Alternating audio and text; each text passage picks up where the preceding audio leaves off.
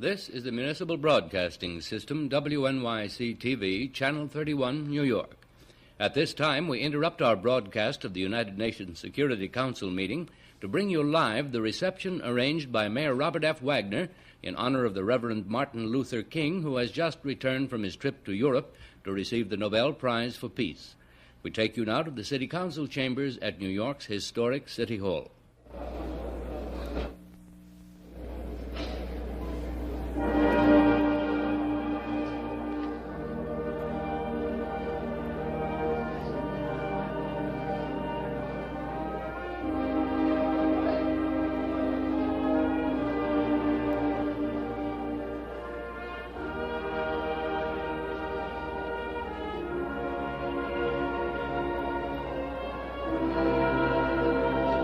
Good afternoon. We're speaking to you from the balcony of the council chambers in City Hall.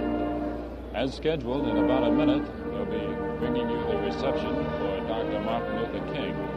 New York City's salute to the winner of the Nobel Prize for Peace, the Reverend Dr. Martin Luther King, Jr. The program, with the Honorable Richard C. Patterson, Jr., Commissioner of the Department of Public Events, presiding, will consist of the national anthem, played by the Department of Sanitation Band, which you're listening to now.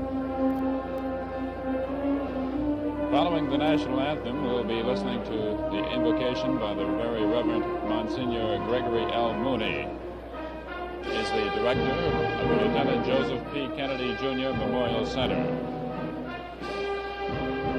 Then there will be a reading from the scriptures by Rabbi Max Schenk, president of the New York Board of Rabbis.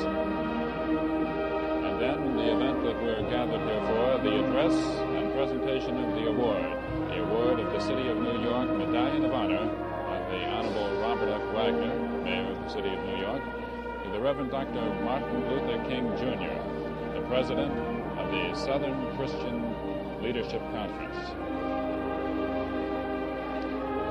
Following his address, we'll have the response of the Reverend Dr. King, and the ceremonies will conclude with the benediction of the Reverend William E. Gardner, President of the Baptist Ministers Conference of Greater New York.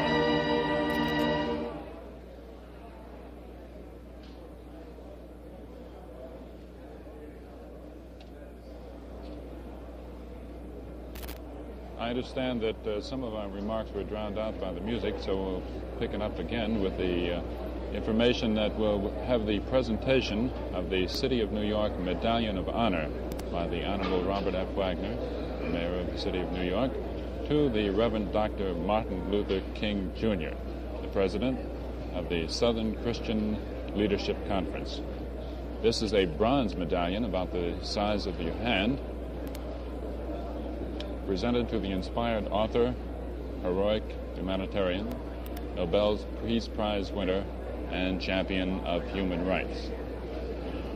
We'll have a short speech by the mayor and probably a short response by the Reverend Dr. Martin Luther King, Jr.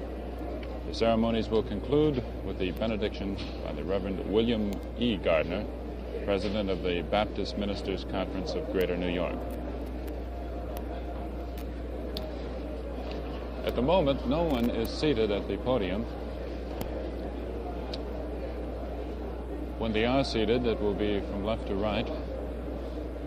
Rabbi Max Schenk, the President of the New York Board of Rabbis. Then Mrs. Martin Luther King, Sr., the mother of the Nobel Prize winner. Third, the Honorable Richard C. Patterson, Jr., who, as I said, will be presiding over this program. Then the guest of honor, the Reverend King, Mayor Wagner, Mrs. King, the wife of the Nobel Prize winner, Reverend Monsignor Gregory L. Mooney, the Reverend William E. Gardner, and on the far right, Dr. Martin Luther King, Sr., the father of the Nobel Prize winner.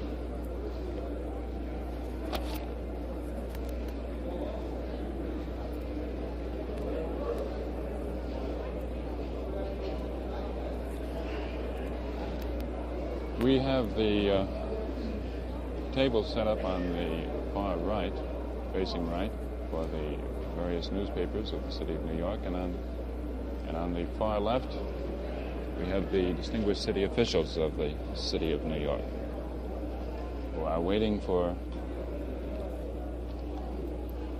Mayor Wagner, Dr. Martin Luther King, and his entourage. We have hundreds of folding chairs that have been set up, and there are very few that aren't filled at the moment. Still people filing in, still waiting for the arrival of the distinguished guests. As you can see, there are newsreel cameras representing every network and news agency on our far right, and also up in the balcony with us.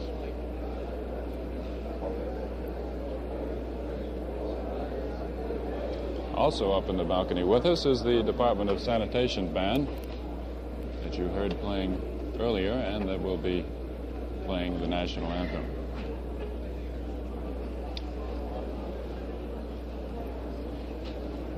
In his prepared remarks, Mayor Wagner refers to the pictorial evidence of America's glorious history. And Reverend Martin Luther King just arrived. People are rising and standing and applauding him.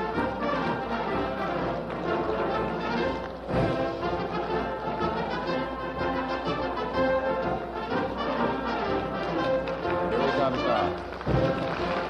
Thunderous ovation. Mrs. King, Mayor Wagner, Reverend Martin Luther King.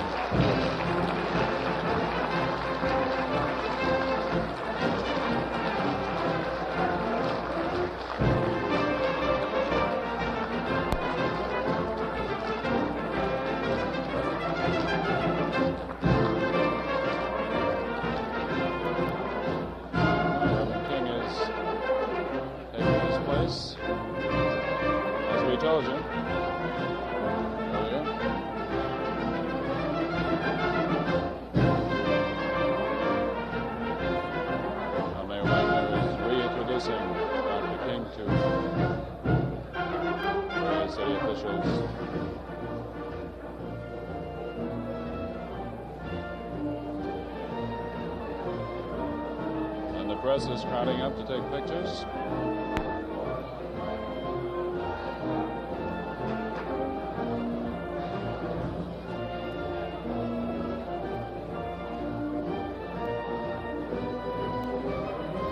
As you can see, there must be at least 24 photographers all attempting to take pictures right now of the mayor and of a distinguished guest, the Reverend Dr. Martin Luther King, Jr.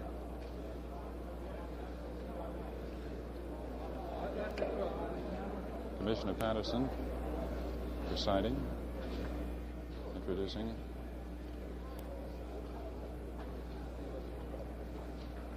Still taking pictures.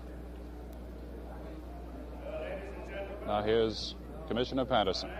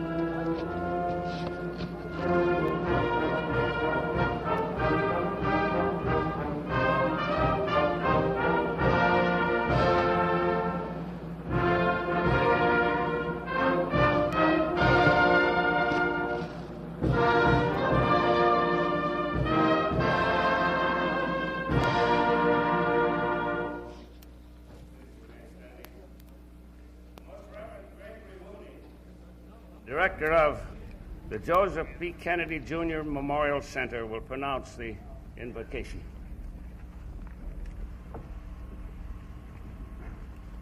O God, our Father, O God of justice, O God of love, we give thee thanks for this grand occasion this day.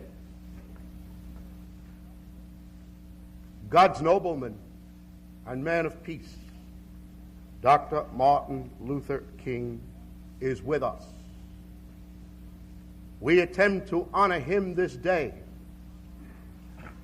but our honor, O Lord, is an honor also to the city.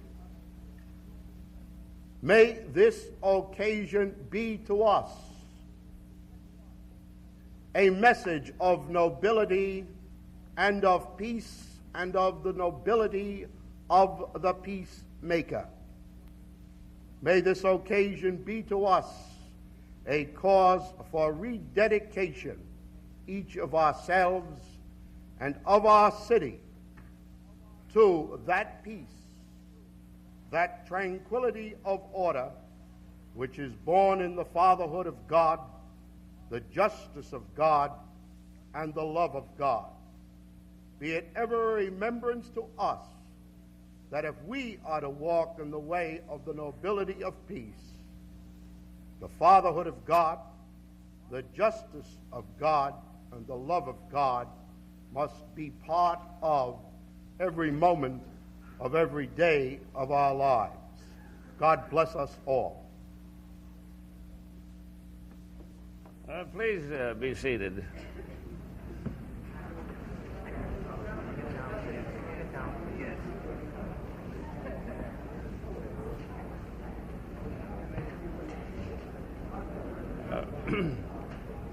I would now like to, ladies and gentlemen, to present for a bow certain people that I know for good reason you would want to meet.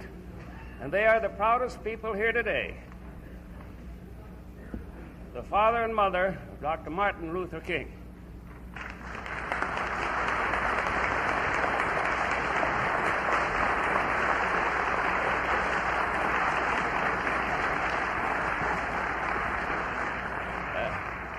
And the wife of our guest of honor.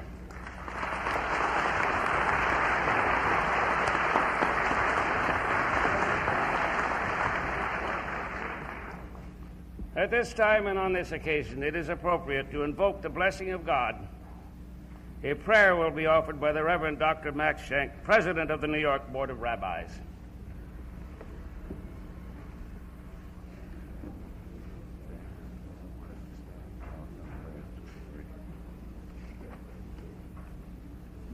Correction, not prayer, but scripture reading, taken from Isaiah chapter 42.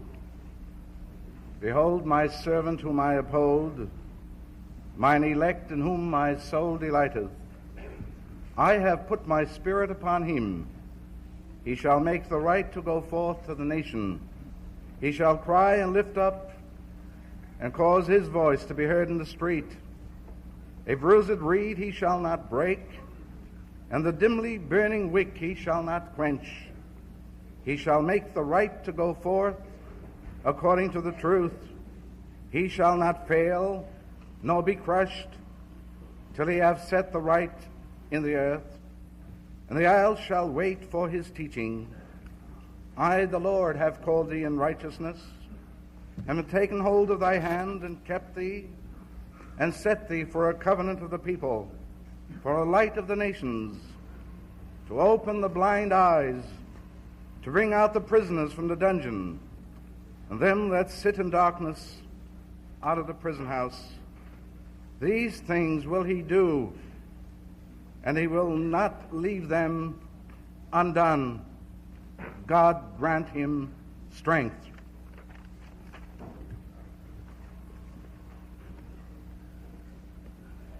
I now have the high privilege, ladies and gentlemen, of presenting the Chief Executive of the City of New York, the Honorable Robert F. Wagner.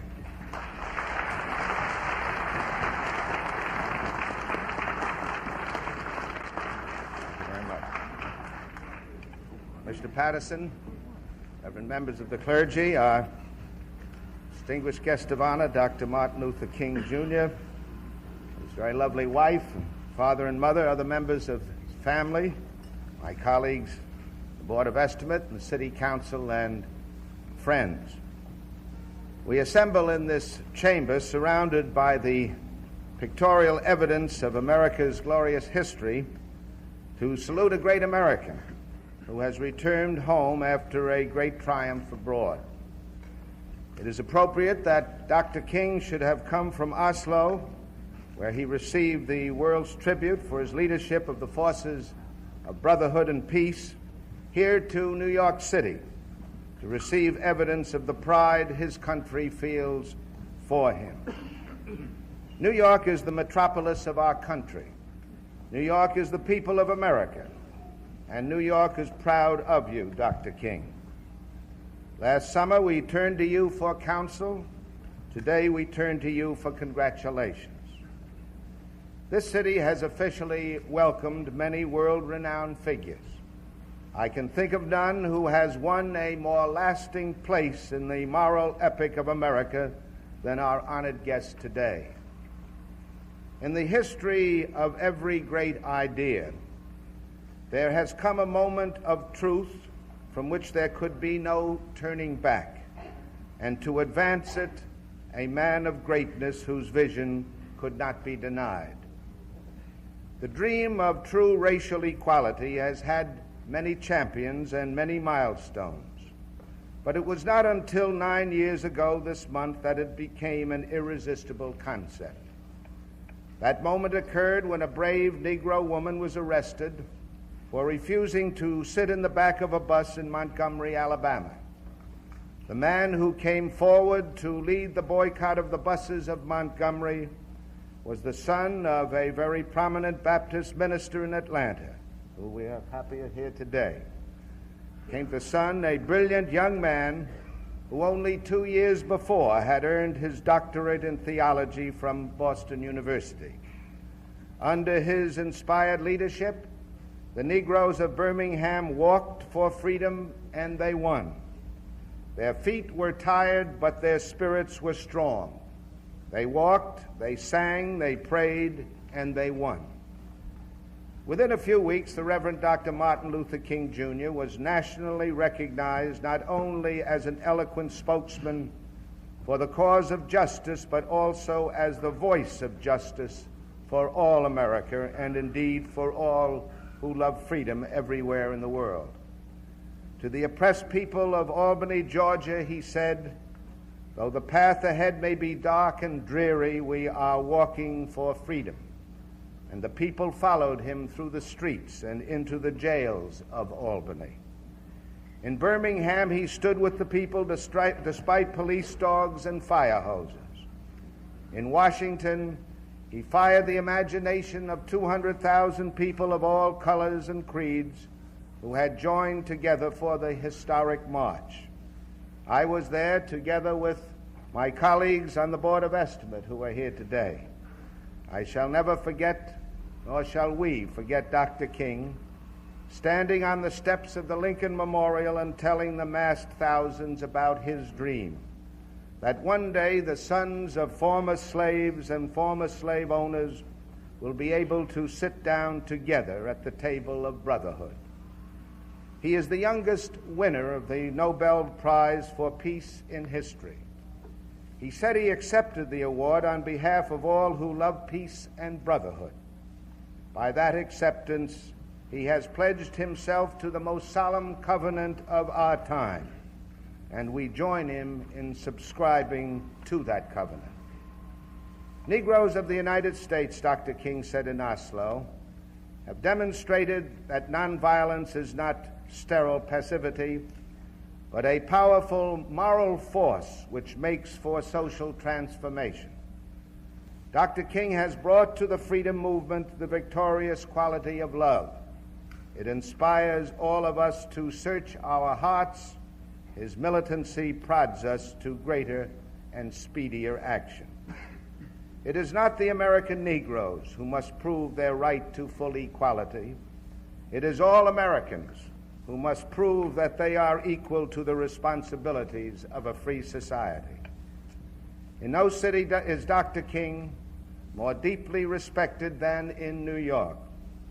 As mayor, it is my great privilege today to give symbolic expression to the affection which we bear him and his family by presenting to Dr. King the Medallion of Honor of the City of New York.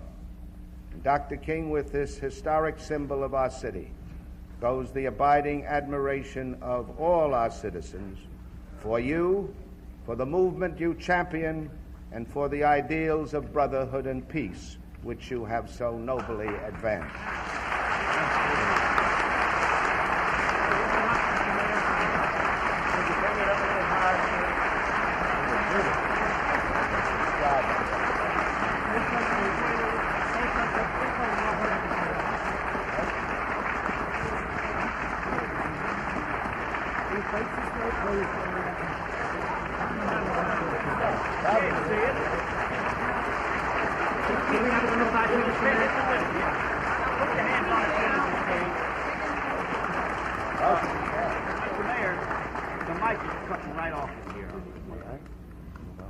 Just hold it more vertical, will you? Put your left hand on there too, Mr. Mayor. Look right here, everybody. Mr. King. Mr. Mayor, your left hand on the bottom of the medallion. Right here now, please.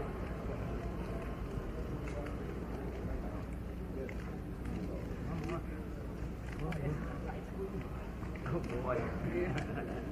Doctor, can we have a big smile, please? Stay down.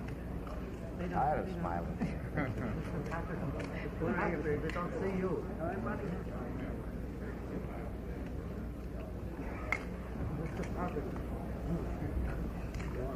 All right? That's got Now everything is halted as the photographers are busy taking pictures of the presentation of the Medallion of Honor by Mayor Wagner to Reverend Dr. Martin Luther King. As we told you, it's a bronze medallion about the size of your hand. It is being held jointly by the mayor and by Reverend King as hundreds of pictures are being taken. I think the last picture has been taken, or just about the last, and we'll hear now the remarks of Reverend King.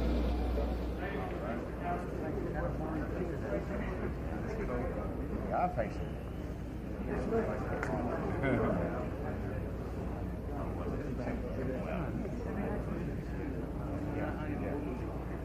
Let's get television.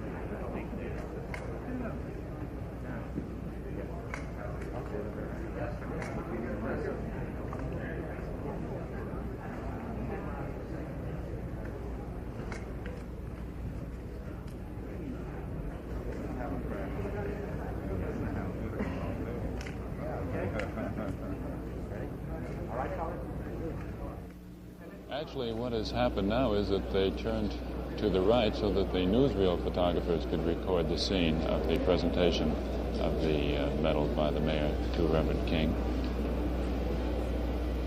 And so we're still awaiting the acceptance remarks, which should begin in about one more minute, as a few photographers are asking for one more picture, please. Of course, that lovely lady in the center is the Reverend Dr. King's wife. Now she's sitting down. The mayor is about to sit down. Ladies and gentlemen, And here are the remarks of Dr. King. I now have the high privilege of presenting the mayor's guest of honor, the Reverend Martin Luther King, Jr.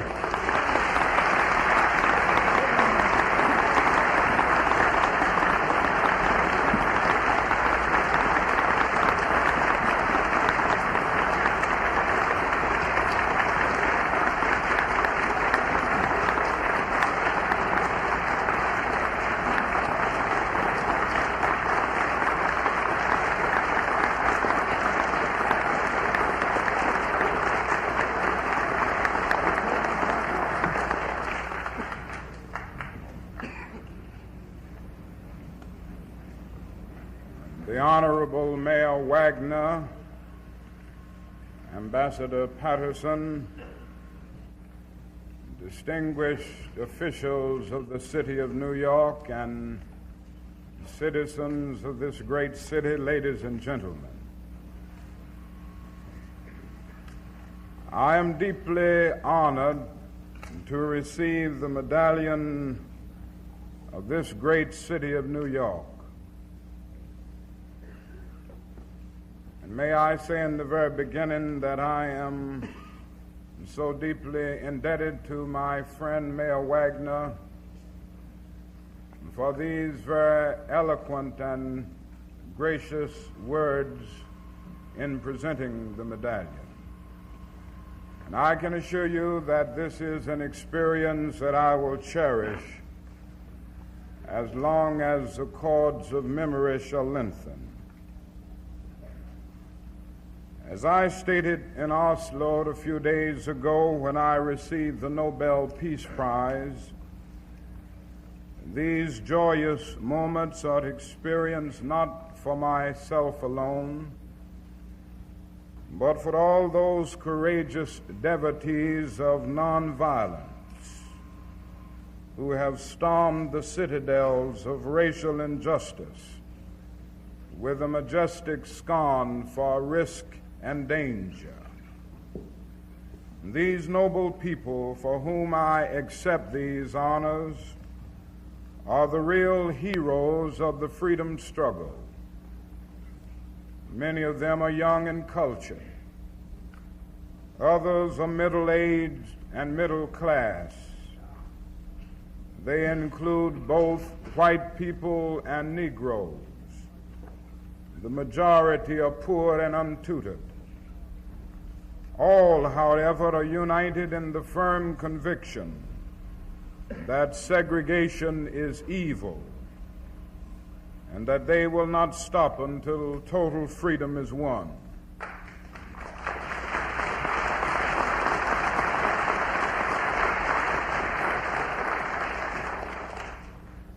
Whenever I have traveled abroad, I have been made aware that America's integrity in all of its world endeavors is being weighed on the scales of racial justice. This was dramatically and tragically evidenced when that travesty of lawlessness and callousness in Meridian, Mississippi, was headlined in Oslo on the very day of the Nobel Peace Prize ceremonies. Just as this cynical miscarriage of justice must have revolted the American people, so did it besmirch and discredit the image of America, causing inestimable damage.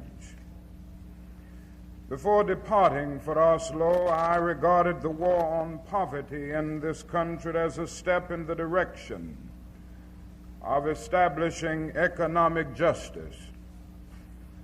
Before reaching Oslo, I was greatly encouraged by Pope Paul VI's powerful message on poverty, issued after his visit to India, where he witnessed poverty in its most abject form. In his plea for a peaceful battle, he called upon nations to cease the armament race and devote their resources and energies to assist in those throughout the world who lack food, clothing, shelter, and medical care. We must implement this plea here in the United States, where the budget for the war on poverty is less than 1% of the military budget. The Pope reveals again that we must beat our swords into plowshares and our spears into pruning hooks. That, after close observation of Scandinavia, brought a greater sense of urgency to this problem. In both Norway and Sweden, whose economies are literally dwarfed by the size of our affluence and the extent of our technology, they have no unemployment and no slums. Their men, women, and children have long enjoyed free medical care and quality education. This contrast to the limited halting steps taken by our rich nation deeply trouble me, particularly when more than 40 million Americans, white and Negro, now live in grinding poverty. When we today suffer the existence of a virtual standing army of 7 million unemployed, when we permit slums and ghettos to blight our cities and countryside, when even limited medical care and training programs die in the legislative halls, the conclusion became inescapable that that is a deep but unnecessary economic malady in our country which must be healed here and now. I learned from these small countries that somehow the message, the Pope's message, and what I learned from these small countries have intensified my determination to press even more vigorously for a broad alliance of all forces, Negro and white, dedicated to the achievement of economic justice. Just as tokenism must be rejected in the struggle for civil rights, it must be rejected in the struggle for economic justice.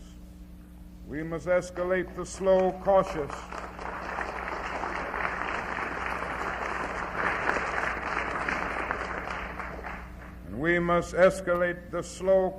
reconnaissance to a broad, sweeping offensive against poverty. I'm returning with a deeper conviction that nonviolence is the answer to the crucial political and moral questions of our time. The need for man to end the oppression and violence of racial persecution, destructive poverty and war without resorting to violence and oppression. I am returning with renewed faith in a mankind no longer willing to suffer the starless midnight of war, but ready to reach for the bright daybreak of peace.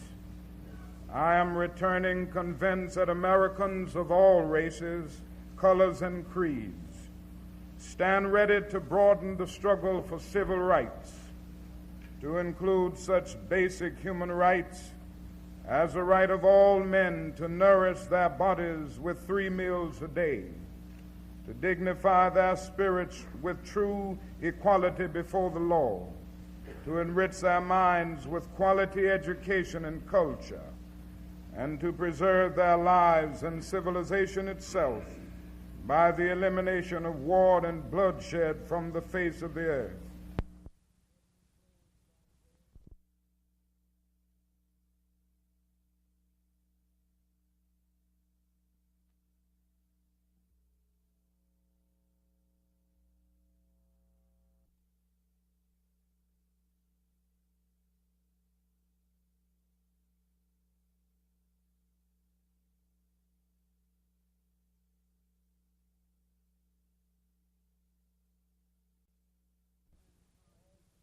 New directions to alter the drift to exploitation and war.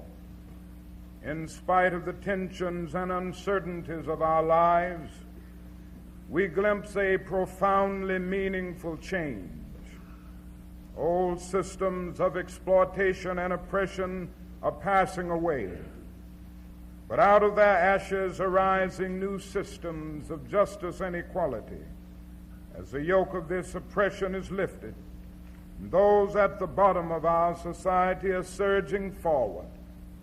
The shirtless and barefoot people of the land are developing a new sense of somebodyness. By their deeds of courage, they are carving a tunnel of hope through the dark mountain of despair. Those who have sat so long in darkness now find themselves lightening the way for others.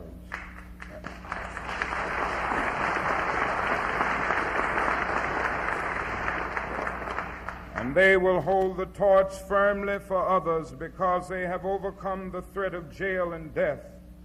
They will hold this torch high without faltering because they have weathered the battering storms of persecution and withstood the temptation to retreat to a more quiet and serene life.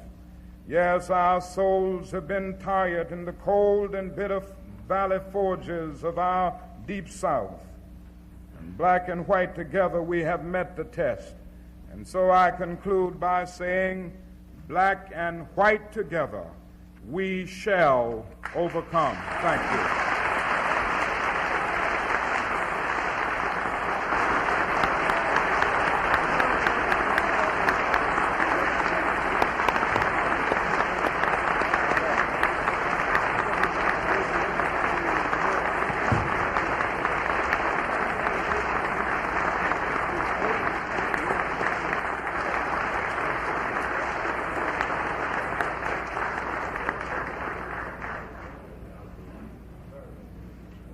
Thank you, Dr. King. Thank you so much.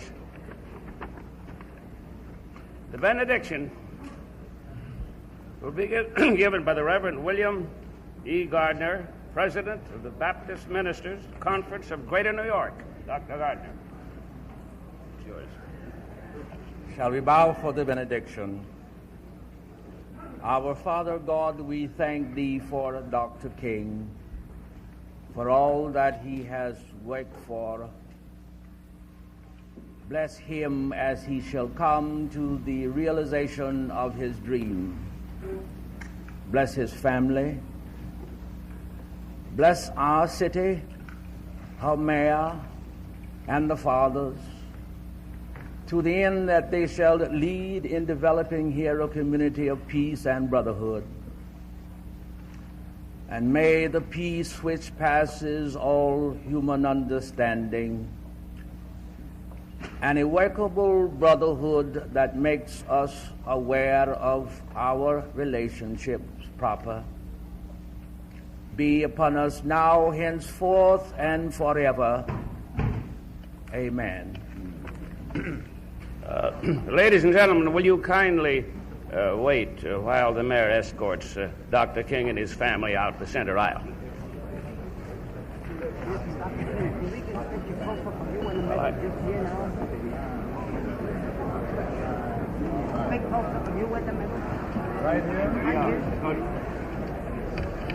I guess if you get it on this side, it's better.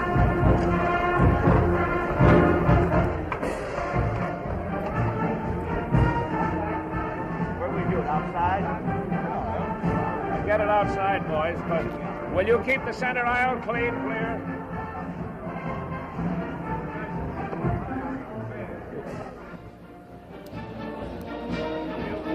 Will you clear the center aisle, please?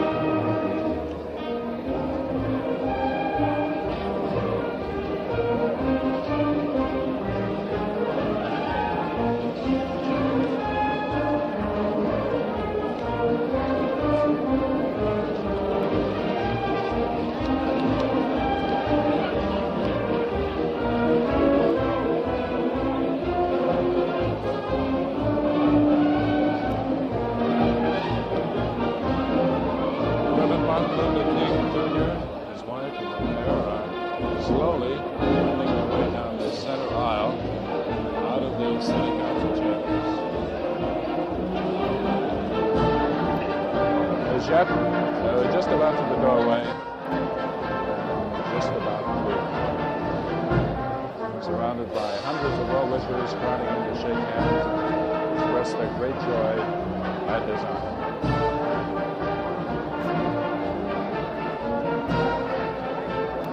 The band plays and people are filing out. We've been bringing you a New York City salute to the Reverend Martin Luther King Jr. from the Council Chamber in City Hall. A reception for the Nobel Prize winner and presentation of the City of New York Medallion of Honor to Dr. King. We heard... All right. That concludes our telecast of the reception of Dr. Martin Luther King. This is WNYC TV, Channel 31, the Municipal Broadcasting System, returning you to the Security Council at the UN.